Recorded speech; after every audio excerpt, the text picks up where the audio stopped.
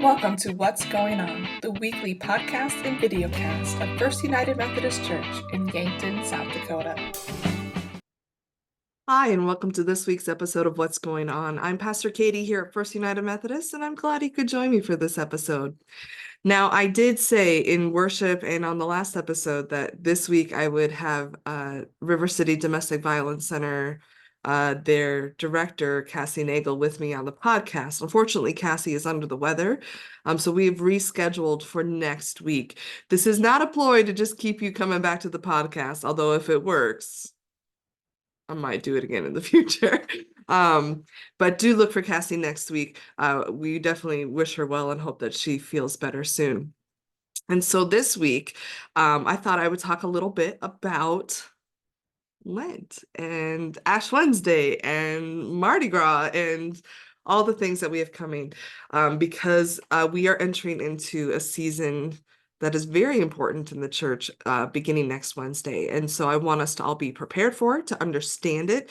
If you are a longtime watcher of the podcast, you have probably heard this before, but it never hurts to be reminded. And it's part of the rhythm of the life of the church, it's part of the rhythm of our lives as Christians. This is part of our spiritual heritage. These are not things that are necessarily mandated by Scripture, but we find these practices in Scripture. And Christians have, over the years, developed practices around preparing themselves for the celebration of the death and resurrection of Jesus. And it really gets based in this 40 days of Jesus when he goes out into the wilderness for 40 days to prepare for his ministry. During that time, he is fasting, and he has this encounter with the devil, where he is tempted. And so we hear that story, but it's that 40 days, and that actually is something that we see throughout Scripture. It's not just Jesus, this number 40, but we have Israel wandering the wilderness for 40 years before they're ready to take on the promised land.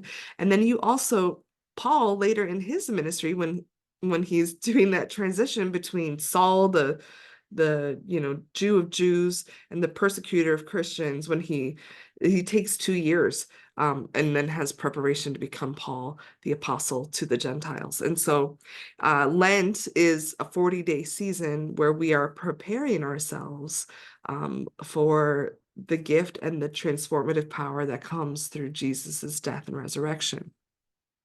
And that preparation is often marked by things like fasting, extra spiritual disciplines, penitence, self-reflection, and different things like that. So often you'll hear people talk about giving something up for Lent, and that's a form of fasting. Fasting is a spiritual discipline. It originates in the Old Testament, but we also see Jesus talking about fasting in the Sermon on the Mount, is often used as a way to draw closer to God. And I think it accomplishes that by honing in on our awareness. So we are very aware when our stomachs are hungry. And then we can use that awareness and connect it to God. And so when I'm feeling hungry, to use that time to draw close to God, to be in prayer, to be in our spiritual disciplines in some capacity. And so that is marked at the beginning with Ash Wednesday. This Ash Wednesday in the church, I'm very excited isn't the right word. I mean, I am, but I'm excited in ways that I think only a pastor can be about things. I'm looking forward to Ash Wednesday this year, more than most, in that we are partnering once again with the United Church of Christ Congregational here in town with Pastor Jacqueline. And we're doing a couple of different things. And one thing that I've never done before, so I'm super excited, and that is we're going to be offering Advent prayer stations during the day of Ash Wednesday. Now, if you haven't heard, Ash Wednesday falls on Valentine's Day this year. What greater way to spend Valentine's Day than contemplating your own sinfulness and mortality? I can't think of a better way, honestly. I saw a meme that said something like you can't have Valentine's Day without Lent, because the word Lent is in the middle of the word Valentine. And that was kind of funny. But from 11 a.m. to about 5 p.m., we're going to have the church open and available for you to come in. And I've been working on them, and they're 8 different stations. Maybe you've done Stations of the Cross before, where each station has something for you to read and to meditate. And this one's interactive, and that you'll have something to do with your hands, which I really like having experiential opportunities for worshiping in a different way, using my body. Last year when we did Good Friday, we took it out of the sanctuary and we had it in the lounge and we had the candles, and I got a lot of really good feedback that was really impactful. And I think that's because it engaged some different parts of us that, we sort of put on autopilot when we're sitting in the sanctuary. So we're going to utilize the whole church building, I think, and because we have 8 stations and they need to not be right next to each other. We're going to give you a directory, a map of where to go and how to proceed in the stations. In the stations, you're going to be reading scripture. You're going to be, like I said, doing something with your hands during the day. Pastor Jacqueline and I will also be at some of the stations, because you're also going to have the opportunity to receive the imposition of ashes. That's what we call when you get that cross of ashes on your forehead, as a reminder of your own mortality, that you don't have all the time in the world to seek God, and that that someday this life of ours will end, and what are we going to do when that is the case? And also you'll be able to receive communion. We can do that again because we practice open communion in our church, which allows for anyone to take communion who wishes. And so that's going to be available to you from 11 to 5. I would say it probably is going to take you 25 to 30 minutes or so to go through them. It depends on how much time you spend, I think, in reflection on some of those. If you just power through them, which I wouldn't recommend, you 15 minutes maybe. But again, I wouldn't recommend doing it that way. You want to let those things sink in, those questions that it's asking you, and the imagery that it's offering you, to let that really sink in. And so from 11 a.m. to 5 p.m., you can come to the church at any time. Like I said, Pastor Jacqueline and I are going to be here that entire time. So, if you have a lunch break and you want to come check it out, especially if you're not going to be able to make it to the service in the evening. We recognize that people have different things going on in their lives. And so maybe this is an opportunity for you to come at a different time, and you could come to both. It definitely works for you to come to both. And I would be happy to have you do that.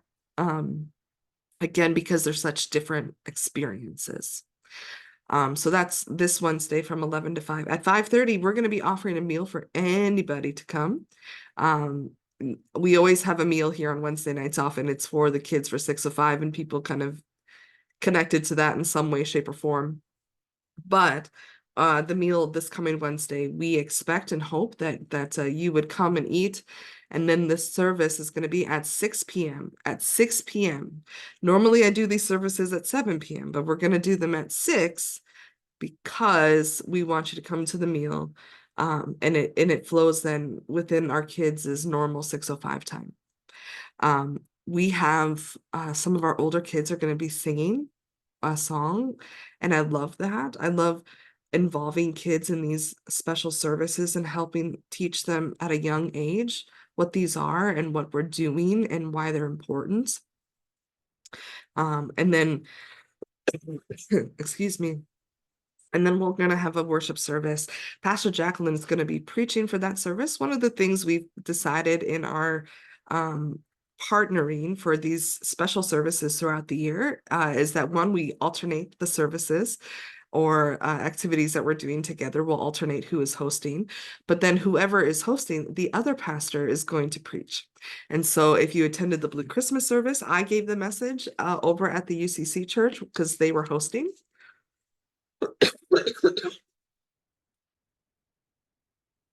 We hosted VBS in the summer, and Pastor Jacqueline was the primary leader of that service. And so again, we're hosting Ash Wednesday. Therefore, Pastor Jacqueline will share in the sermon on Wednesday, which I'm very excited. I feel like it's just a good balance that way, that uh, both churches feel like there's a connection and something that represents them within the service. So I'm really looking forward to that. So let me talk a little bit more about what leads up to Lent, because that's the fun stuff. Lent is fun in that it is incredibly meaningful and has deep impact, deep spiritual impact if you practice it. But it's also hard, and it's also it requires a lot of discipline. And people that do that, and Christian traditions that really lean into that, also have practices prior to Lent. So this is the last hurrah for Mardi Gras, and Carnival. In different countries, they have Carnival. This is the season for it because it's preceding Lent. And so you've seen this before. This resides in my office year round now, but this is the one of the traditions of Carnival or Mardi Gras is the mask. Also beads. But what is that? How does that connect? How is that religious? How is Mardi Gras tied to religion at all? It just seems like one big party. Well, in the Catholic tradition in particular, part of Lent and part of the fasting of Lent is they will fast from meat on Fridays. Fish is not considered meat in the Lenten fast. That's why the fish fillets coming back at McDonald's and different things like that. But also there's a tradition of fasting from fat during that time. And so leading up to Ash Wednesday, uh, those who practice that have to get rid of the fat in their household, and that includes lard and butter and all the good things. And so that kind of leads to like, well, we got to get rid of this stuff, and it's all of our like really indulgent sort of things. And so this tradition of Carnival and Mardi Gras kind of grew up around it, and like the kind of last party before we go into this season of fasting and preparation. And so we have before Ash Wednesday is called Shrove Tuesday. It's also been known as Fat Tuesday, and that's again because you're finishing up eating and consuming the fat that is in your household. There's also been a tradition of eating pancakes that day because again, they're using up, the butter and all that stuff. One of the churches I served still does a pancake feed on Shrove Tuesday, as a part of that tradition. And so it's kind of like sometimes like I tell my kids, like if they're getting like really antsy or whatever, like we need to get all of our jitters out now because we're gonna have to be serious. It's a little bit of that sort of practice that's happening leading up to Ash Wednesday and Lent itself. Now, I talked a little bit about Lenten practices. Lenten practices are something that as United Methodists, we can choose to do or not to do. My personal practice is I've always observed something for Lent because for me, having an extra discipline helps me be focused and helps me prepare for Holy Week. And so I've done all sorts of different Lenten practices over the years. When I was a youth pastor, I was trying to introduce that idea to my youth. And so I would do something really big to help them remember, like, why is Pastor Katie doing that? Oh yeah, it's Lent. Oh yeah, I said I was going to do this. And so I always had that sort of thing in mind. And so I've given up meat for the entirety of Lent. And I have to say, we don't observe Lent on Sundays during this time. So if you if you count back from Easter to Ash Wednesday, you would think it's 40 days because that's the season of Lent. It's actually 46 days because there's 6 Sundays during that time, and Sundays are not a part of the season of Lent because Sundays are always a celebration of the resurrection. That's why we worship on Sunday, because that is the day, the third day, the day that Jesus resurrected. And so we don't count those in Lent. And I will say the year that I gave up meat every Sunday after church, I was living in a town where there was a Hardee's, and every Sunday after church, I was at Hardee's and I got a roast beef sandwich. I had never craved beef so hard in my life as I did that year. Other years, I gave up grains, I've given up added sugar. Um, those are really big challenges. I mean, I've done the like no pop or no candy. I don't like doing like no chocolate or no sweets because my birthday is always during Lent, and I just don't want to do that to myself. Um, I guess unless it fell on a Sunday. But my husband grew up Catholic, and so one of the practices that he's brought into our family, and when I asked again for what we should do this year, he said, I'd like to do Fish Fridays, which I do because I love him, not because I love fish, which I do not, but I will do it. We've also, as a family, given up video games during Lent. We've added in practices around devotions, around scripture reading. So I just encourage you to be a little bit creative with it. People have given up social media for Lent. I've done that in the past as well. That's really helpful. So finding what is the thing that is keeping you most from God and in your spiritual growth with God, and consider giving that up for Lent and replacing it with something. I think that's the piece that's important, is we don't just give something up for the sake of giving it up, but we use whatever time that we devoted to that to something else that draws us close to God. So that's the twin questions. What is keeping me from growing in my relationship with God, from seeking God, from finding God in my life? Because God is there. So what is that obstacle that I need to remove? And can I remove it for 40 days? And then what can I do that helps me to draw close to God in those 40 days? And again, being very intentional. And it's not that you have to end it at Easter. Hopefully with some of those spiritual disciplines, this is it takes a while to get something developed into a habit. The season of Lent is that time for us to develop good spiritual habits. And so the hope is by the time we hit Easter, it has become routine for us. And so my encouragement there is to find something, whatever it is, and then tell someone about it. That's the big one, is not only do you need to make a decision about it, tell someone so that you're held accountable.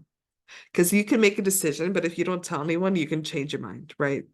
Yeah, yeah, I was gonna, give up pop, and then I wanted a Diet Coke, so now I'm giving up candy canes, which again, don't give up something that has no impact on your life. If you're not eating candy canes during Lent, don't give up candy canes. That has no impact on your life. Pick something you're gonna notice every day. So, um, yes. This Sunday, we're finishing up our series on our mission and vision for the church. I have been so pleased at the reception of this new vision and mission statement, and know that we're going to keep talking about it. This is not going away. Just because it's not the subject of my sermons doesn't mean you're not going to hear it all the time. And again, know that this is what we're working toward when we are making decisions about how we choose to use our time, talent, and resources in the church. It is to accomplish this mission and to work toward the vision that we have. And so please consider having those memorized. Please consider talking to people about them, about this is what my church is about. This is what we care about. This is what we long to be. This is the kind of community that we are, and invite people to be a part of it. Also, I don't know if you've noticed, we've been having new people attend church. And so with that in mind, if you are watching this, would you consider wearing your name tag in church? Here's the deal. I know your name. I'm pretty sure I know your name. Maybe the people around you know your name, but the new people don't. And I know that you are worth getting to know. And if you wear your name tag, it tells a new person that you care about them because you know that they don't know who you are and you want them to. If you do not wear a name tag and you have new people coming to church on a regular basis, there is an underlying belief there that you don't want to get to know them and you don't want them to get to know you. And so unless you are actively going and introducing yourself to them, which one, please do, at least at the bare minimum, wear your name tag. Because again, it's not for the people who already know who you are, it's for the people that don't. And if we want to be a church where people are coming and finding a place to belong, we all need to do that work of helping people feel like they are wanted, that we are a church that is ready to welcome new people, that this is not a closed off community, but a very open community with an eye to the new people. And part of the way that we have an eye to new people is to make it accessible and easy for people to know who we are. And you wearing a name tag also alerts them that you are a member of this church or you've been attending this church for a while and you might know a thing or two. They could come up to you and say, hey, where's the bathroom? If you're wearing a name tag, they know that you probably know the answer to that. If you've been attending here for a while and you don't know where the bathrooms are, please come talk to me because I would be glad to show you where they are. Um, but just, I mean, the name tags are right inside the door when you walk in. They're right there. So, you know, you're going right past them anyway. You might as well grab yours. If you don't have a name tag, let us know. We will make you one, and we're happy to do that. Uh, Starting in Lent. If you read the newsletter, you'll have seen this, but we're going to be doing a series, and actually the UCC Church is going to be doing the same series. We're doing it in tandem, called Untangled. There is a kind of a trend or a shift that's happening in people across the country, probably across the world, and it's called deconstructing, and it can be a word that is widely misunderstood, have a lot of assumptions around it, a lot of misunderstandings, but really there's a movement where people are really asking deep questions about their faith, and sometimes it can lead people to walk away because they're not maybe given the space to engage those questions or those doubts or those ponderings. But in the United Methodist Church, we really welcome that. We welcome people to fully engage their faith with all that they are, including their mind. And so we're gonna create some time and some space during Lent, which I think is the best time to do it. Again, if this is a season of preparation, a season of self-reflection, a season of really season of really digging deep into what's going on in here and maybe asking those questions of what is holding me back or what don't I understand or what am I wrestling with. Church should be a place where you can ask those questions. Church should be a place where you can wrestle with other Christians who may also be asking questions and trying to make sense of things, and it's okay to do that. And so we're doing this series, and it's based on a book by Amberly Neese, and it has a series of questions that we're going to be tackling. And so in particular, if you have someone in your life who maybe was someone who was part of the church but has drifted away, or has drifted away because they have questions or doubts or concerns, and that they've never felt like there's been a safe place for them to explore those, this would be the time to invite them, or to invite them to watch the service. Again, we live stream all of our services. And so if they're still not comfortable being in a church, perhaps you could send the links of our sermons. They're going to be on Facebook and on YouTube as well. Because I want people to know that it is okay to ask questions. It is okay to say hard things. It is okay. God can handle that. And I think honestly, real engagement leads to a deeper faith.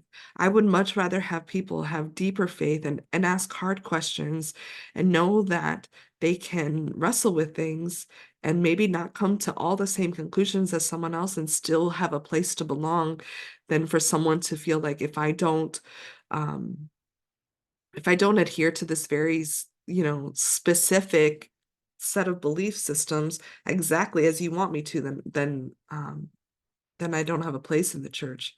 That's not the kind of church that we are. And so I'm asking you, as the people who watch this podcast, which I assume are members of our church, because also I don't know why you would, because this is very specific to our church. Think of one or two people that could use this series and commit to just maybe even sending them a link and saying, hey, I know that you haven't been in church in a while. I know that you have a lot of questions, or I know you've been hurt, but my pastor is going to do this series about untangling faith from all the things that it isn't, so that, and to talk about what it really is. Would you do that for me? I'm going to do it as well. But I think all of us have those people in our lives. And I want to be a church where those people can find God again, and God in a way that is not weighed down by past hurt, or being told that they can't question, or being told that um, having doubts is a sin. Again, God gave us a mind. We in the United Methodist Church believe that we are to use our mind as part of our faith. And if I am asking you to check your brain at the door, that's not a real faith. That's not a real faith. So that's coming up starting next Sunday. So lots of good things. Soon we will, we're working. Thank you again on the shirt designs. We are in the process of refining down to the last two, and getting those designs out to some places to get the mock-ups and stuff. As soon as we have that ready, we're gonna debut why is debut the shirts when we are ready to take orders for those. So very fun. Also, this coming week, we have Ash Wednesday on Valentine's Day. Thursday night is Women's Night Out. We're going to be painting here at the church. That's at 6:30. Lots of good things. So with that, I look forward to seeing you this week in worship. I really hope to see you some point on Ash Wednesday. Again, 11 to 5, come do those stations. And then 5:30 meal, 6 o'clock worship service. I really hope to see all of you there. This is a really, to me, one of the most important services of the year. To me, one of the most meaningful services of the year. And I don't want you to miss it. Bring your kids. I know you also feel like I can't bring my kids because this is a solemn service. We have that conversation in my own house as well.